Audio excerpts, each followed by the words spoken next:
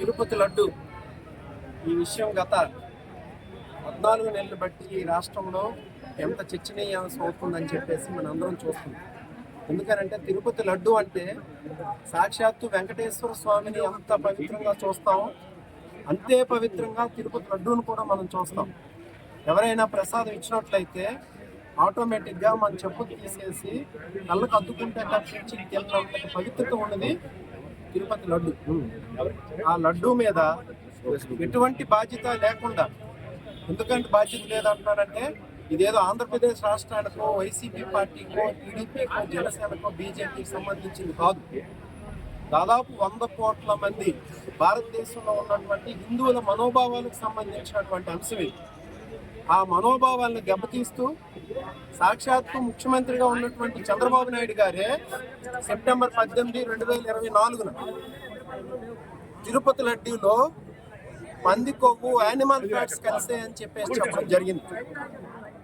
ఆయన చెప్పిన వెంటనే దానికి తాన అంటే తందాన అనుకున్నటువంటి పవన్ కళ్యాణ్ గారు డైరెక్ట్గా తిరుపతి వెళ్ళిపోయి అప్పుడేదో హరిహరం వీరమల్లు సినిమా అవుతుంది అనుకుంటా ఆ గెటప్లో వచ్చేసి ఏదో సనాతన అని చెప్పేసి అనేసి ఇలా ఊగిపోయి ఇంకా నేను ఒక సనాతనవాదిని, సనాతన ధర్మాన్ని పరిరక్షించేస్తున్నావు, సనాతన బోర్డు పెట్టాలి అని చెప్పేసి వెళ్ళి తిరుపతి మెట్లు కడిగేసి వెళ్ళి ఇంకా తర్వాత ఏం చేశారు, వెళ్ళి హిందువులందరినీ రెచ్చగొట్టి ముస్లింలకి ఇలా జరిగితే ఊరుకుంటారా, హిందువుల మీద ఎందుకు ఇలా జరుగుతుందని చెప్పేసి ఎంతో మంది స్వామీజీని తీసుకొచ్చి ఆ తర్వాత విద్యాశాఖ మంత్రి అయినటువంటి నారా లోకేష్ గారు ఆయన తిరగ నోరుతో సాక్షాత్తు పంది మాంసం, పంది కొవ్వు, ఫిష్ ఆయిల్ కలిసిందని చెప్పి అన్నారంటే వీళ్ళు ఎంత పాపం మాట్లాడుతున్నారో చూడండి.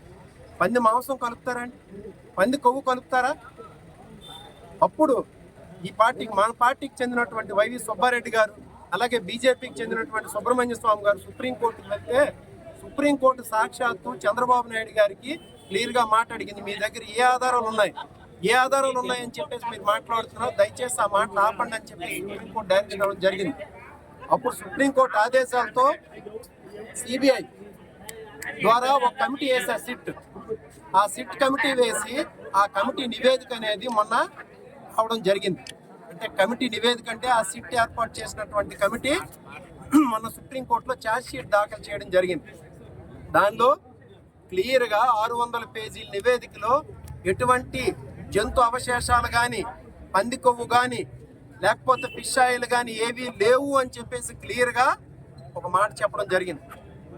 ఇప్పుడు చెప్పండి, ఆ రోజు అన్నటువంటి చంద్రబాబు నాయుడు గారు, ఆ రోజు అన్నటువంటి పవన్ కళ్యాణ్ గారు కానీ, నారా లోకేష్ గారు కానీ ఈరోజు అవే మాటలు మళ్ళీ అనగలరా?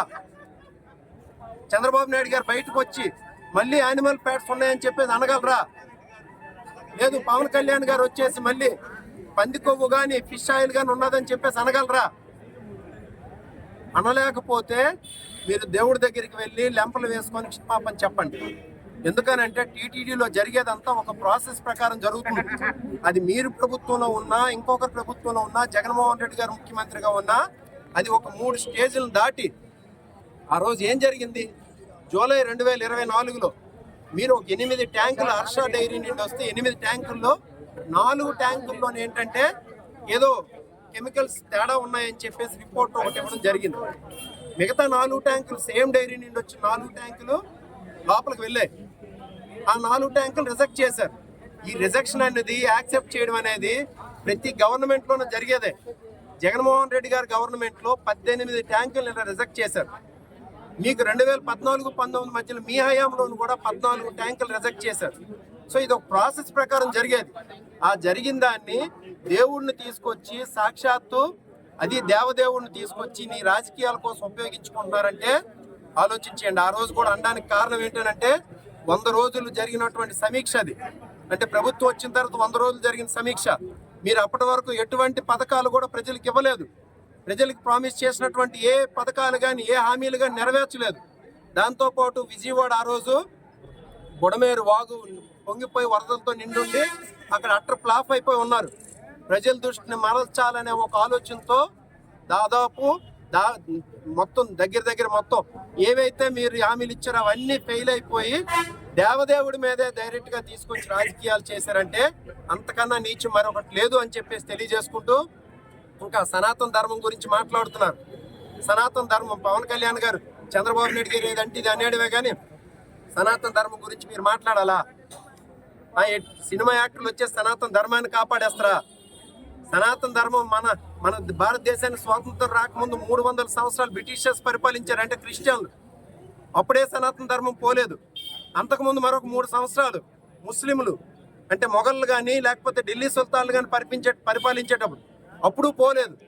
అంటే మన ఈ 70 సంవత్సరాలకు ముందు భారతదేశానికి స్వాతంత్రం రాకముందు 600 సంవత్సరాలు ఈ దేశాన్ని క్రిస్టియన్లు ముస్లింలు పరిపాలించినప్పుడే మన సనాతన ధర్మం ఇలా నిల్చొని ఉంటే నువ్వు ఈరోజు సినిమా యాక్టర్ డ్రామాలు వేసుకొని సనాతన ధర్మాన్ని కాపాడేస్తావా?